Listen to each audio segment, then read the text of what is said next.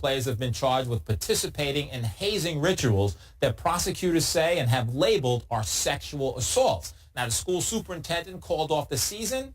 The team, you know what? They're not playing football this year at all based upon that, a decision that angered many parents. And you have a lot to say about it on Twitter and Facebook. To discuss this with me, radio personality, it's K-Dubs is back, of course. We have former NFL player and author of the book, Team Works, that's Chris Valletta. And, of course, right here, school defensive back coach and founder, of I Dare You. Exactly. Glenn Ford. All right? Challenging now. K-Dubs, it's a big difference. And you brought up the college issue, and, of course, Glenn spoke to the high school issue. But, Chris, what about the NFL? We heard about incognito last year, Dolphins, major issue. Does it go on in the NFL? And if so, to what extent does it go on? So, look, it certainly goes on. I think both gentlemen prior to me have said it perfectly well. When I played, we got our heads shaved, and that was about it. I think what we're talking about now is not just hazing, but we're talking about bullying. And bullying is a pervasive issue in and out of football. 1 in every 4 kids will be bullied in their lifetime. It's a massive issue.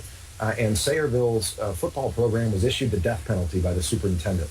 And the death penalty, as you may recall, is a term thrown around in conjunction with the Southern Methodist University in 1987, the only school to get issued the death penalty amid some recruiting violations. Unfortunate, there were a lot of innocent people at play there, but what did come out of it was a massive overhaul in recruiting practices for the NCAA and every single school going forward. It's a difficult and bold decision from the superintendent, but it will have some long-term benefits. That's true, Chris. And Chris, just briefly on the issue of coaches, to what extent should we hold them accountable? It's not only what they know, but what they should know, briefly.